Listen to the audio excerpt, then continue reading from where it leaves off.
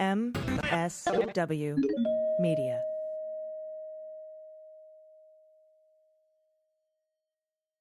A big thanks to Athletic Greens for supporting the Daily Beans. Athletic Greens is going to give you a free 1-year supply of immune-supporting vitamin D and 5 free travel packs with your first purchase. Just go to athleticgreens.com/dailybeans to take ownership over your health and pick up the ultimate daily nutritional insurance. News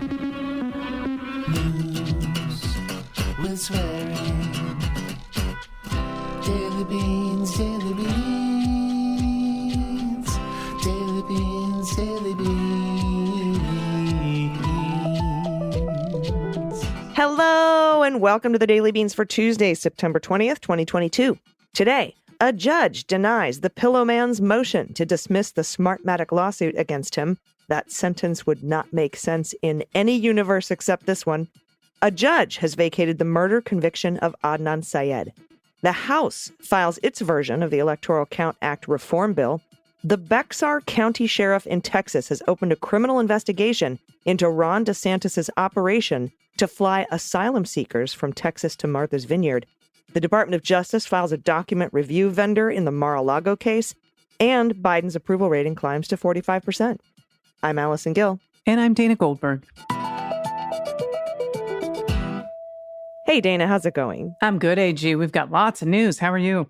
Good. Tons of news and some late breaking news, too, with this Ron DeSantis stuff. I'll get to that in a second. But right now, President Biden's approval rating has hit 45%. Hell yeah. In an NBC News poll, giving the president a boost just ahead of the midterms. This is the highest that it's been since October and comes from key parts of his base. He reached 52% approval rating among women. That's up from 47% in August. 48 approval rating among Latinos, which is up from 40. That's an 8-point jump in August. And 48% approval rating among young voters, 18 to 36, which is up from 36% in August, another 8-point jump. No, that's a 12-point jump. Good job, math. My math has failed me. But that's big. That's huge. And also right now, this is just breaking, just coming across my desk. The Bexar County Sheriff in Texas has opened a criminal investigation into Ron DeSantis and his operation to falsely lure asylum seekers from Venezuela onto a plane from Texas to Martha's Vineyard. We will keep you posted as this story unfolds. That is the only information I have on it now. It's just now breaking, so we'll keep you posted there. And Dana, get this. The MSW Media Network has now raised nearly $90,000 for Dems in the midterms. Fuck yeah. Super proud. That's so cool. We set up a fund with the How We Win podcast to send 100% of your donations to the candidates who your money will most benefit. You get the most bang for your buck. They did all the research and found out the winnable seats and who needs the money to win them. The link to donate will be in the show notes. I'm so excited about this. Love it. All right. We have a lot of news to get to. As I said, let's hit the hot notes. Hot notes. All right. So efforts to reform the 135-year-old election law, which is called the Electoral Count Act, which Donald Trump tried to utilize to subvert and steal the 2020 election, are reviving a classic Congress rivalry, the House versus the Senate. Oh, dun, my. dun, dun. After signaling for months that they wanted to go further than the Senate's proposed adjustments to the law, the House could vote as early as Wednesday on legislation to update the Electoral Count Act. Liz Cheney and Zoe Lofgren, members of the January 6th Select Committee, outlined a proposal Monday aimed at preventing rogue state officials and members of Congress from subverting the transfer of power. That plan is likely to set up an intense period of wrangling with the Senate, which in July teed up a competing bill that boasts bipartisan support, including the 10 GOP co-sponsors necessary to overcome the filibuster. The House version is substantially similar to the Senate bill, but it proposes a couple of variations and lays out a certain process, or a couple of processes, actually, in a little more detail. House members insisting on releasing their own bill marks the latest episode in the simmering tensions between the two chambers as they enter their final stretch of legislating in this Congress, with House Democrats hoping to go from bill text to quick passage within a week, and the Senate moving a little more slowly, expecting to hold a markup of their legislation while retaining GOP support next week. The new House bill would clarify that the VP has only ministerial duties during the counting of electoral votes, which the original law sort of also definitely said. Not sweeping power. He doesn't have sweeping power to approve or reject votes certified by the states, as Trump asserted VP Pence could do in 2021. Any challenges brought by lawmakers would need to have the support of at least a third of Congress to be considered. And those challenges would need to strictly relate to constitutional requirements about the eligibility of electors and candidates, not just your fee-fees. Currently, the challenges only require the support of one member of each chamber to force the full Congress to vote on whether to object to a state's election results. The House bill also explicitly defines the catastrophic event or events that would permit a state to prolong its voting period, including terrorist attacks, natural disasters, power outages, or any of the other major events that would prevent a large number of people from voting. Plus, it more clearly defines the rules for the January 6th session of Congress when the House and Senate convene to count the votes. I don't know if this will do much besides bolster Trump's defense that the Electoral Count Act is so ambiguous that it needed updating from the Congress. How am I supposed to be expected to understand it if Congress has to? Yeah, even though everybody, including his own lawyers, told him that's not how shit works. That, and if the Supreme Court rules in the Moore v. Harper case that state legislatures can legally submit fraudulent electors, the count on 1/6 doesn't really matter. Right? So if state legislatures could just overthrow the will of the people and certify the votes and send them to Congress, who gives a fuck if they can count them? That's where the subversion occurs. So definitely everyone vote. Please go vote. Like you don't need another reason, but go vote.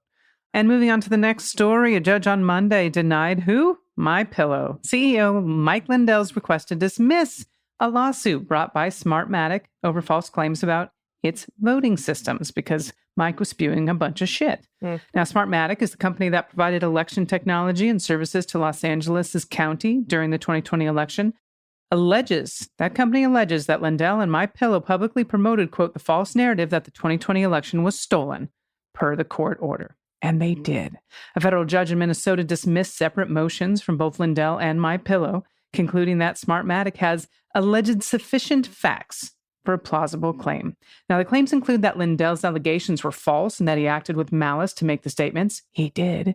Lindell filed a countersuit in April 2021 after Smartmatic and Dominion Voting Systems, Inc., which is another voting technology company, sued him for defamation over his election fraud claims. Now, a federal judge sanctioned Lindell in May for what the judge called frivolous claims against Smartmatic. I know. They were like, quit fucking doing this. Now, the complaint against Lindell is one of several cases filed by Smartmatic and Dominion over the 2020 election against those who have made false statements about the company's voting technology, and that's per Politico. And we know they've gone after Sidney Powell and Rudy Giuliani and Mike Lindell. Like, there's a bunch of fuckers out there. Fox News and the Murdochs and the parent company of Fox News. Yeah, they're going after everybody. And so far, every single lawsuit has been allowed to continue. And in fact, like you said, when Lindell filed a counterclaim against them, the judge said, get the fuck out, you're sanctioned. So, awesome. That's some good news. And Department of Justice, this is also late breaking news, has written a letter, filed it on the docket to the special master, Judge Deary, in the Mar-a-Lago case, outlining how the document review should go and how it should go forward. Now, this is pretty standard, right? Like with the January 6th case, they got a third party to set up a portal to share evidence back and forth. And that's what the DOJ is recommending here. A third-party vendor set up a secure portal for ease of access for all the parties. That helps speed this along so they don't have to, deliver shit in envelopes to each other or fax shit over or whatever pigeons. The government normally does, right? What's interesting here, though, is that the DOJ is only suggesting this for the documents not marked classified.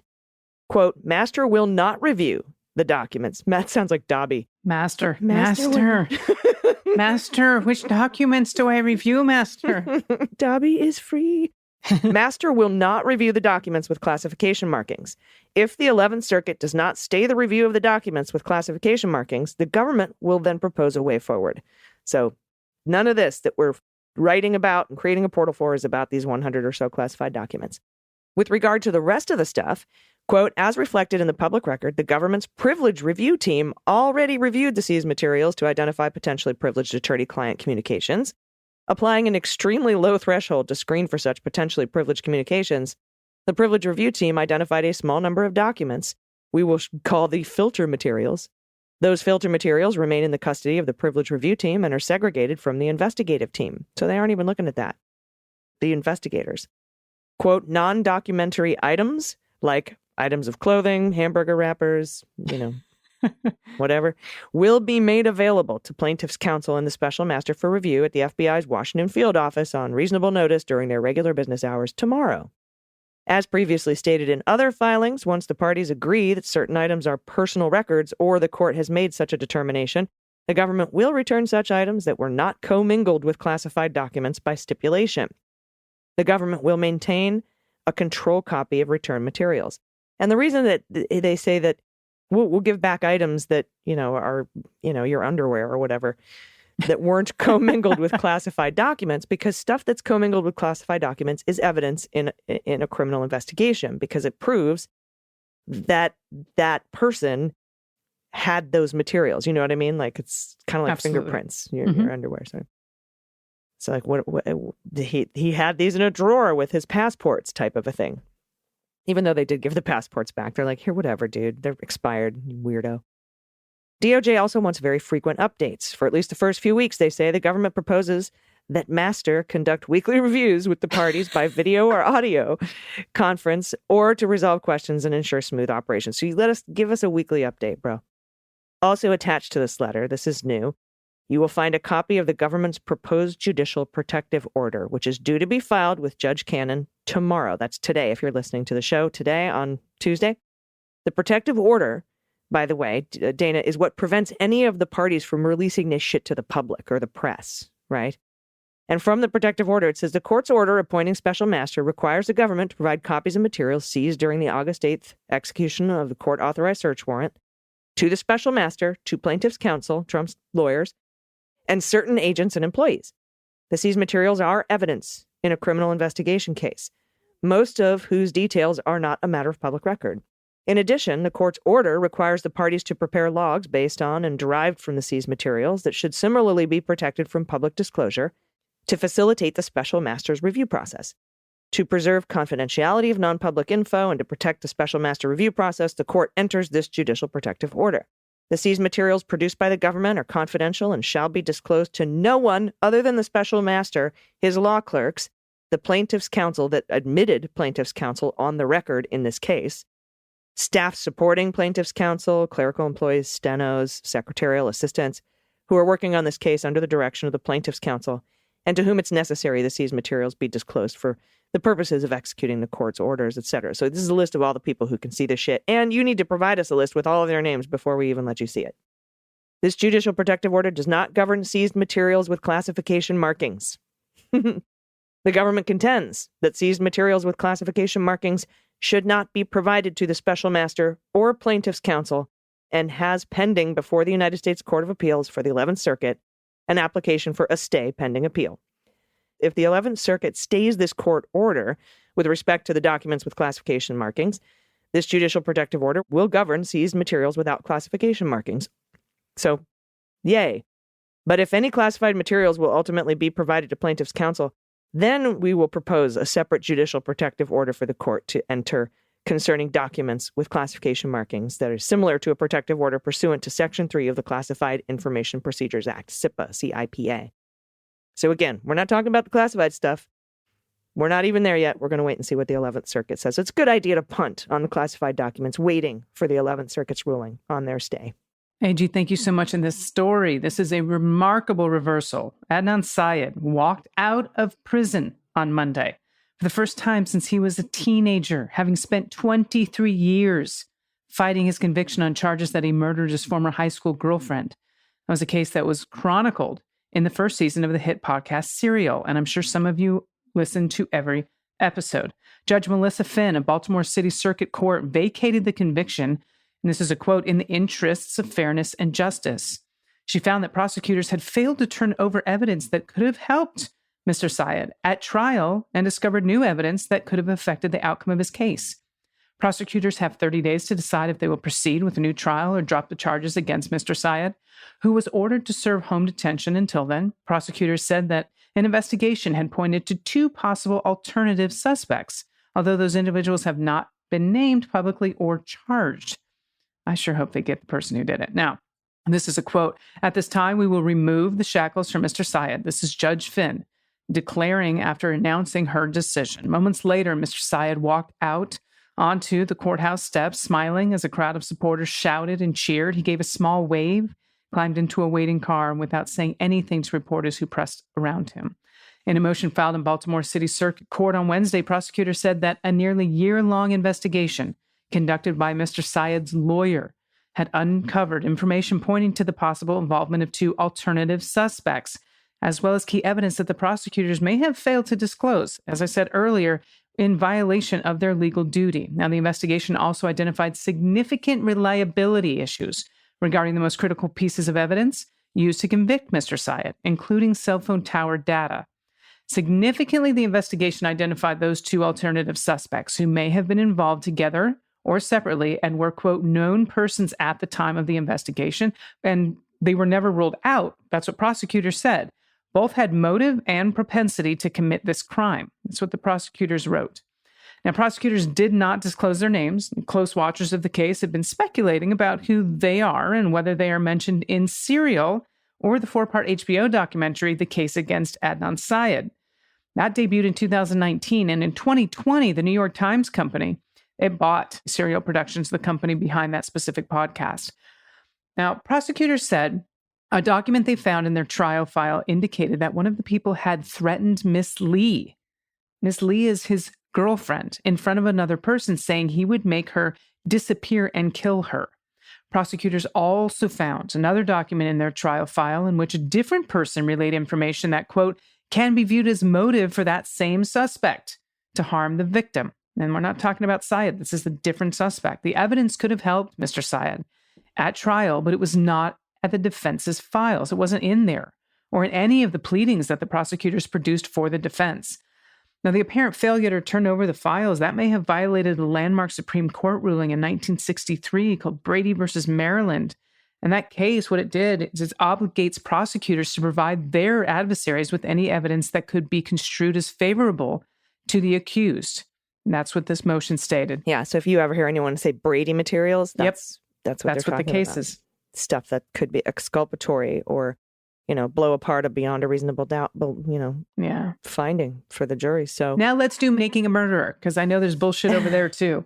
Absolutely. And I just want to give a shout out to somebody who's been on this since the beginning, Rabia Chaudhry. Yes. And she was my very first guest on Mueller, She Wrote, talking about the Adnan Syed case. So I have a special place in my heart for this and for her. And I know today is a wonderful and amazing day for all of the work, the incredible work that she's put into this. So thank you. And she says, on Twitter, everybody just donate to Innocence Projects. They need your money. They need support. So excellent. Congratulations to Adnan, his family. I know that you'll never get those 23 years back, but here we are on this day. You get to go home. All right, everybody, stick around. We will be right back with the good news. After these messages, we'll be right back. Hey, everybody, it's AG. As you know, I've been taking AG1 by Athletic Greens for a while now because I wanted more energy. I wanted a supplement that tasted great.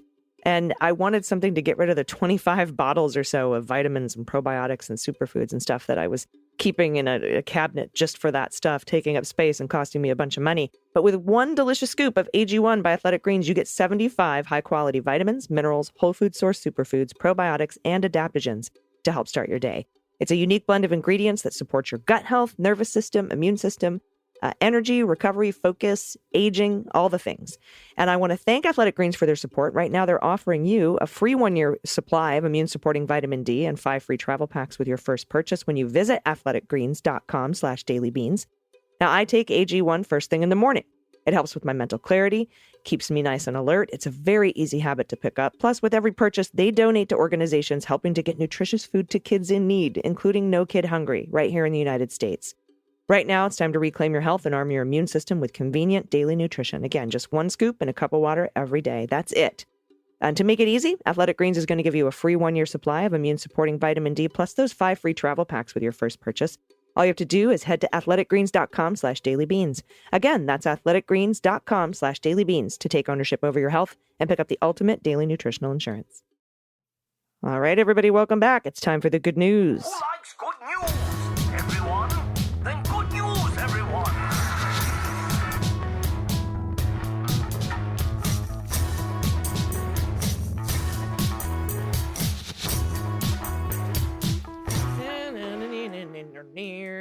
Good news. And if you have any good news or confessions or corrections or Halloween photos, because Halloween's going to be here soon, Dana. I'm so excited. Woohoo! You're so excited. Yeah, Halloween, Thanksgiving, Christmas, my favorite time of the year. Anything you want to send us, send it to us at dailybeanspod.com and click on contact. Dana, I'm going to start us off with a submission from Phil, pronouns he and him. Hello, Allison and Dana. I have a praise someone to share with a bit of a twist. I'm an adult who was recently diagnosed with low support autism. And let me tell you, this has explained a lot in my life and opened up a lot about my mental health. I actually feel like I'm finally able to take care of myself and set appropriate boundaries and just generally live a healthier life. I've had breakdowns due to overstimulation that I believed were panic attacks. And now I know I was treating them all wrong. And always by my side was my wonderful mother. I would call her crying just to talk. She would recite stories out of newspapers or magazines that she was reading. Or I would show up and crumple up at her feet, and she would just say nice things to me until I calmed down. She has been a rock and done some amazing things. She put up with what has to be a mother's nightmare for me. But now that we know what's going on, it's actually overstimulation. One of the things that the psychiatrist recommended is noise-canceling headphones with a book or something like that. They were the piece we were missing. A few days ago, I had a breakdown. Mom pulls out my headphones and, not missing a beat, grabs my phone.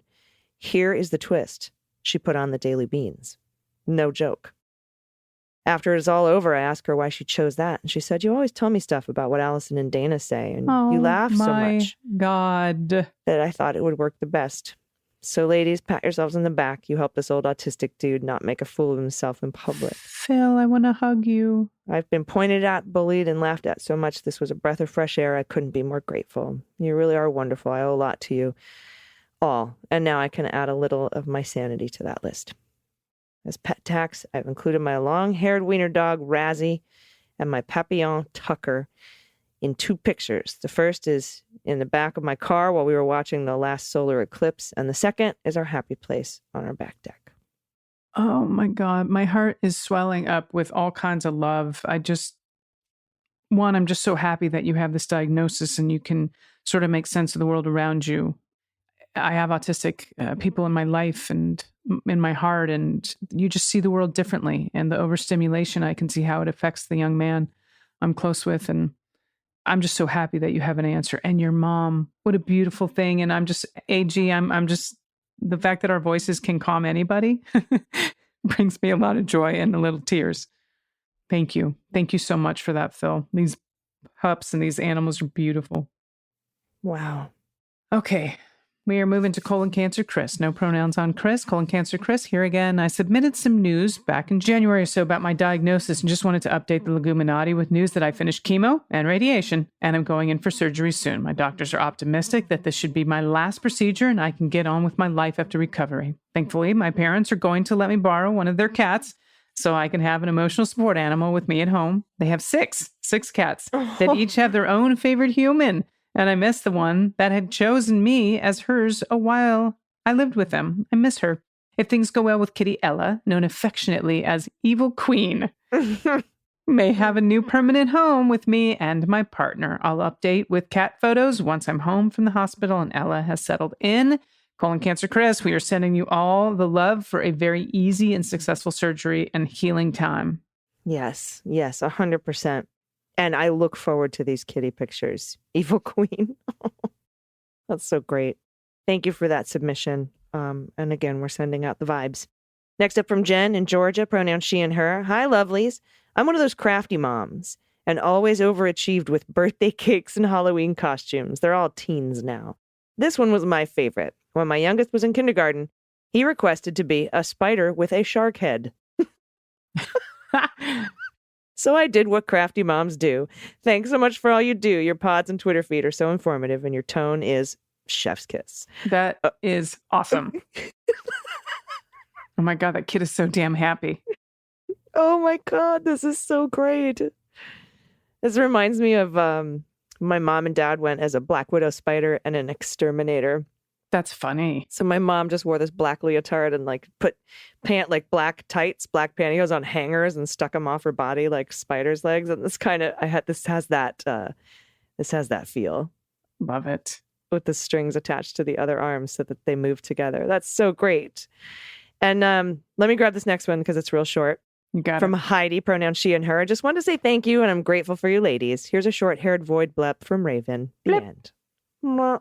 She's beautiful. She is. Her little tongue sticking out. Mwah. All right, this is from Julie, pronoun she and her, Beans Queens. Thank you so much for the interview this morning with Grace Lynch. As a former teacher, I've been watching with horror the unraveling of the public school systems. It was especially serendipitous that you interviewed her because yesterday I finally found a common sense candidate for school board in the district where I live and vote. I was so excited to read his press statement that I, on the spot, volunteered to help with his campaign, something I've never done before. Time to get off my ass to save democracy. Hell yeah, Julie. Yeah, also related to Grace Lynch's podcast, which I'm excited to listen to. Have you ever heard of the new apostolic Reformation? New Apostolic Reformation, NAR, and or the Seven Mountain Mandate. It's some next level crazy stuff, but education is one of their 7 mountains to be conquered. Holy shit. When I first heard of it, I thought it was total fringe and not worthy of my time, but I found out that it's way more mainstream than I had hoped. Yikes. For pet tax, I'm including a pic of Junior, a 4-year-old kitty. We don't know who he is the junior of or why my FIL, my father-in-law, named him Junior, but Junior he is, and Junior he remains. Oh, Junior's little head. Boop. I know. And yes, Julie, I have heard of the new Apostolic Reformation group. Our friend and friend of the podcast who's been on this show, who was live with us in Seattle, Jenny Cohn, CHON on Twitter, does a lot of threads and has a lot of information on this group. And you're right, they're fucking bananas.